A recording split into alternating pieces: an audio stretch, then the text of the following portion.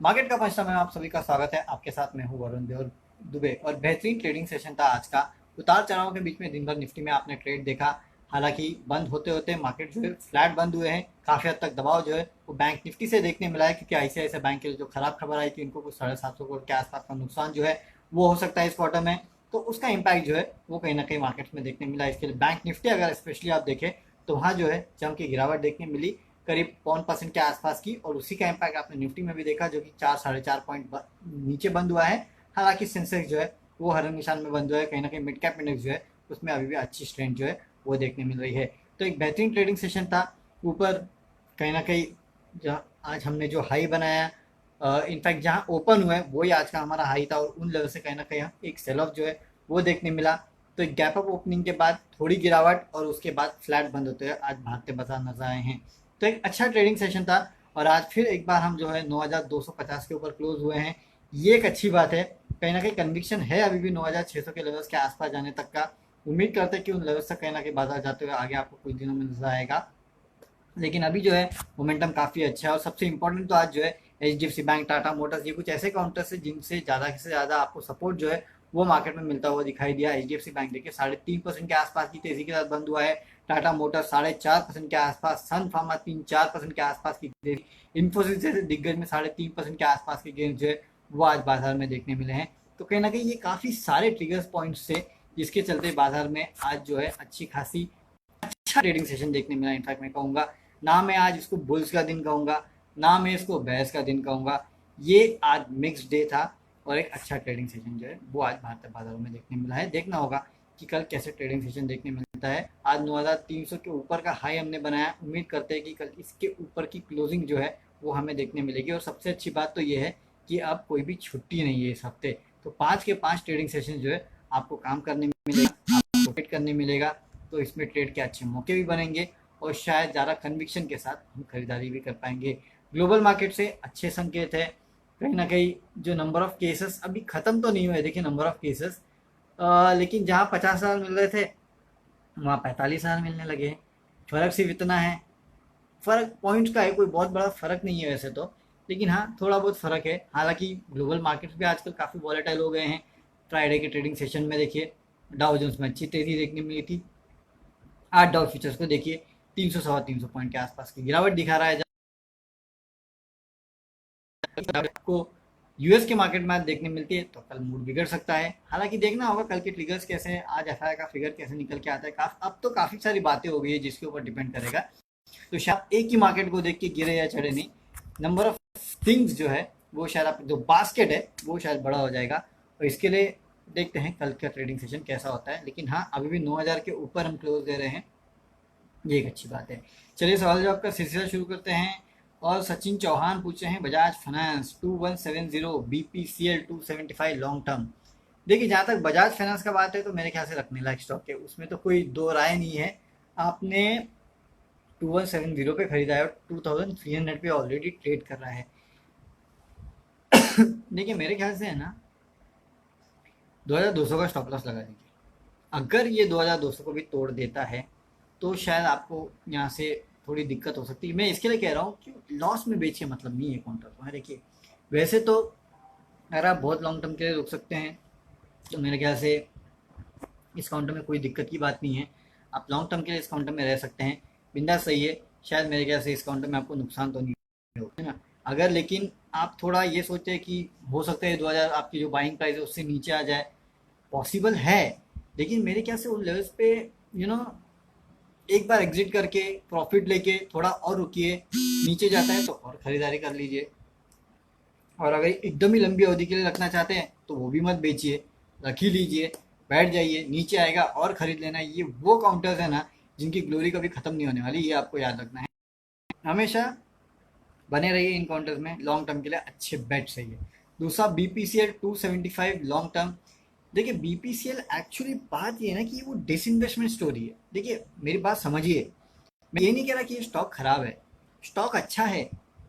लेकिन इसमें जो स्टोरी प्ले होके इसको 400 के ऊपर लेके जाएगी वो डिसइन्वेस्टमेंट की स्टोरी है। अब फिलहाल कुछ दिनों तक डिसइन्वेस्टमेंट को तो आप भूल जाइए कि होगा होगा तो वैल्यूएशन नहीं मिलेंगे। सरकार को भी ये पता है कि भाई मुझे वैल्यूएशन मिलने वाले नहीं है, तो इस समय बेचिए, मेरे को कोई मतलब है नहीं। और वैसे भी देखिए जब मार्केट ठीक ठाक था तब भी इसके वैल्यूएशन को लेके थोड़े कंसर्न्स उठ के आ रहे थे कि शायद रोड शो में उतना अच्छा रिस्पॉन्स जो है, जो वैल्यूएशन सोचे थे वो शायद नहीं मिला है। तो ये सब दिक्कतें थी। 275 पे आपने लिया है, देखिए 367 370 के आसपास काउंटर ट्रेड कर रहा है। मुझे ऐसा लगता है जितना बेटर रिटर्न लॉन्ग टर्म में बजाज फाइनेंस में मिलेगा उतना बेटर रिटर्न बीपीसीएल में शायद आपको ना मिले। बीपीसीएल से अच्छा काफ़ी सारे और ऐसे काउंटर्स है जिनमें आप अगर पैसा लगाएंगे तो शायद पैसा ज़्यादा बनेगा। मुझे लगता है बीपीसीएल में आप प्रॉफिट बुक कर सकते हैं क्योंकि आपका प्रॉफिट अच्छा है। बजाज फाइनेंस लॉन्ग टर्म के लिए बेशक रखिए, मेरे ख्याल से वो काउंटर बहुत अच्छा है। गौरव शर्मा भारतीय एयरटेल पे बीपीसीएल, देखिए अब तो नतीजे आने वाले इन टेलीकॉम कंपनीज के।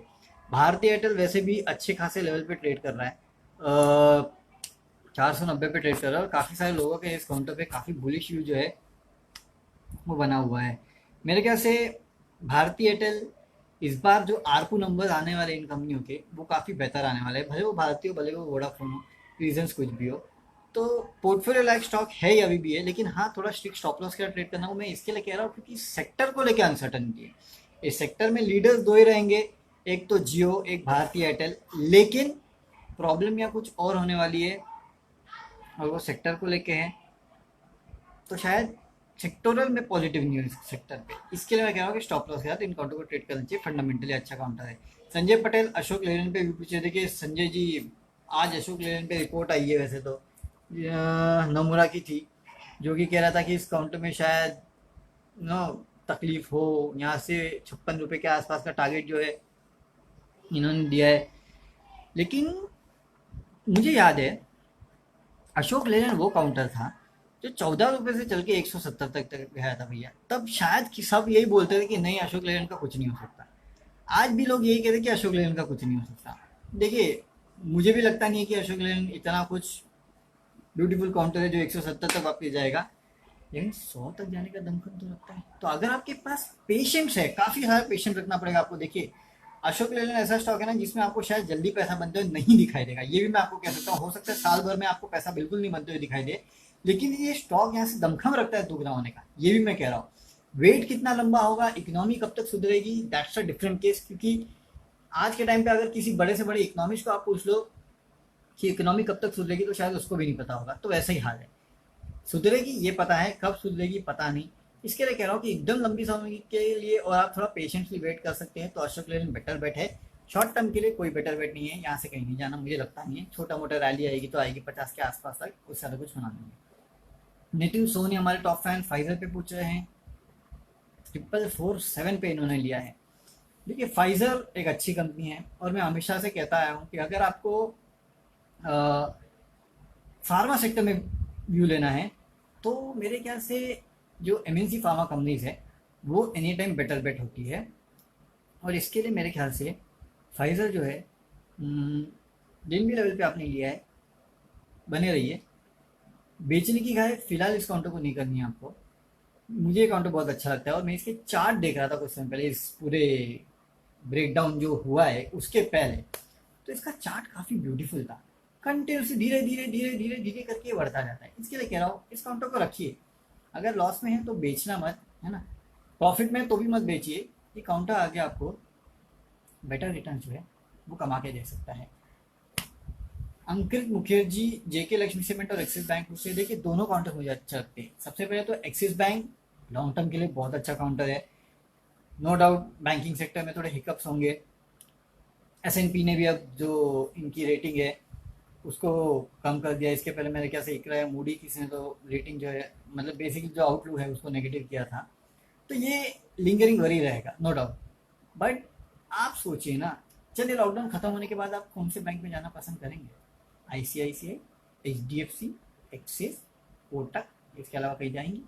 नहीं जाएंगे। इसके लिए बोलो आप खुद ही सोचिए कि इन बैंक्स की ब्रांड वैल्यू कितनी बड़ी है और उस लिहाज से इनकी प्राइस आज क्या है। इसके लिए मैं कहता हूँ एक्सिस बैंक एक बेटर बेट है नो डाउट। लॉन्ग टर्म के लिए मेरे ख्याल से आपको इस काउंटर को अपने पोर्टफोलियो में रखना चाहिए। दूसरा जेके लक्ष्मी सीमेंट, देखिए जहाँ तक मैं रिपोर्ट पढ़ रहा था तो जेके लक्ष्मी सीमेंट के जो नतीजे हैं वो शायद इस बार काफ़ी बेहतर आपको देखने मिल सकते हैं, वॉल्यूम के बेसिस पे भी और मार्जिन के बेसिस पे भी। तो एटलीस्ट अब से लेके कब तक, अब से लेके आपको रिजल्ट तक इस काउंटर को on a positive note trade करना चाहिए, खरीद कर चलना चाहिए। आगे जब बेचने का सवाल देखेंगे तब की तब से बात करेंगे, लेकिन अभी अब से लेके रिजल्ट तक मेरे ख्याल से आप इसको, इस काउंटर को खरीद के चलना चाहिए। Swapnil Oswal, ITC and ITC IRCTC पे व्यू। देखिए आईटीसी एक बात अच्छी है कि 180 का जो लेवल है उसको ये तोड़ चुका है, अब ये अपने नए सपोर्ट के आसपास खड़ा है। 180 इस काउंटर का नया सपोर्ट है, ये आपको याद रखना है। यहाँ से अगर ये काउंटर और गिरता है 179 के अगर नीचे चला जाता है, फॉर अ सेफर साइड 175 के अगर नीचे जाता है ना, तो शायद एक फ्रेश ब्रेकडाउन देखने मिलेगा। वैसे तो 180 का इंपॉर्टेंट लेवल है ही इस काउंटर का। मेरे ख्याल से यहाँ से 200 के लेवल के लिए आपको इस काउंटर को ट्रेड करना चाहिए। ₹5 का स्टॉप लॉस लगे 175 176 के आसपास, 200 के लिए प्ले कीजिए इस काउंटर को। मेरे ख्याल से वो लेवल जो है आपको अगले कुछ दिन में पक्का देखने मिलेगा, इसके उस लेवल के लिए आप ट्रेड कर सकते हैं। जहाँ तक आईआरसीटीसी का सवाल है, तो ये काउंटर में हमने आपको बताया था कि 1000 के ऊपर जाएगा तो शायद आपको इस काउंटर में जो नई तेज़ी है वो देखने मिलेगी। ये काउंटर उन लेवल के ऊपर गया भी है, उसके बाद इसमें अच्छी तेज़ी देखने भी मिली है। फिलहाल ये काउंटर ट्रेड कर रहा है मेरे ख्याल से 1000 की तो ऊपर ही ट्रेड कर रहा है, तो उस लिहाज से इस काउंटर को आप अपने पोर्टफोलियो में रख सकते हैं। देखिए 1400 पहुंच गया, सोचिए हमने आपको 1000 के लेवल के आसपास बोला था खरीदने के लिए, 1400 तक तो पहुंच गया। मेरे ख्याल से ये रैली इसमें अब कंटिन्यू होगी। 1500 के आसपास तो कम से कम ये काउंटर पक्का जाएगा, इतना तो 100% है। 1500 के कुछ ज़्यादा है नहीं, एक बार और ट्रेड करेगा तो 1500 काउंटर आराम से पहुंच जाएगा। तो मेरे ख्याल से आपको काउंटर में भी खरीदारी के मौके हैं, ले लीजिए। 1995 का हाई था, उन लेवल्स को अटैच जरूर करेगा। अब इस काउंटर में बहुत बेहतरीन रैली देखने मिल रही है, उस रैली को आप प्ले कर सकते हैं। मेरे ख्याल से काउंटर आपको लेना चाहिए, अच्छा काउंटर है। अच्छा, एसबीआई पे व्यू पूछे हैं प्रत्यय झा और ब्रज किशोर सराफ एसबीआई कार्ड पे व्यू पूछे। देखिए एसबीआई हो या एसबीआई कार्ड, दोनों मेरे फेवरेट काउंटर्स है। एसबीआई लॉन्ग टर्म पोर्टफोलियो के रखिए, लेकिन याद रखिए इंडिया में जब भी तकलीफ आई है उसको बेल आउट करने के लिए एक ही बैंक सामने आया है और वो एसबीआई। और इंडिया में फिलहाल तकलीफें हैं, तो इसको बेल आउट कौन करेगा? एसबीआई करेगा। एसबीआई के सिवा कौन करेगा? तो इसके लिए आपको ये, अगर आप एसबीआई लेके चल रहे हैं ना, तो आपको ये तो समझना है कि भाई ये थोड़े टाइम पेन में तो रहने वाला है, लेकिन उसके बाद भी संभलेगा ये काउंटर। और यहाँ से बहुत अच्छी रैली लॉन्ग टर्म में आपको देखने मिल सकती है। यहाँ से पैसा दुगना भी हो जाएगा लॉन्ग टर्म में, इतना भी मैं आपको बोल देता हूँ, लेकिन शॉर्ट टर्म में पेन रहेगा। एसबीआई कार्ड्स जिस लेवल पे काउंटर ट्रेड कर रहा है काफ़ी लुक्रेटिव लेवल है, 540 के आसपास। कुछ रिपोर्ट में पढ़ रहा था जो कि कह रहे थे कि शायद क्रेडिट कार्ड बिजनेस में थोड़ा हिट देखने मिलेगा, हो सकता है क्वार्टर 2 क्वार्टर हिट देखने मिले, लेकिन जब वापस रैली आएगी तो शायद आपको ये भाव वापस नहीं मिलेगा। लॉन्ग टर्म के लिए आप अपने पोर्टफोलियो में रख सकते हैं। इन लेवल्स पे एसबीआई कार्ड जो है वो काफ़ी लुक्रेटिव लगता है। चलिए इसी नोट पर विदा लेते हैं। काफ़ी सारे सवालों का जवाब हमने दिया इस प्लेटफॉर्म पे। जो बचे कुछ सवाल है उनका जवाब कल फिर से इसी प्लेटफॉर्म पे इसी समय आपसे मिलेंगे और देंगे। और कल सुबह 7 बजे हमारे साथ जुड़ेगा तो बताएंगे आपको कल के मार्केट में ग्लोबल संकेत क्या है और कल के मार्केट को किस तरह ट्रेड करना है। तब तक के लिए सी यू, गुड बाय।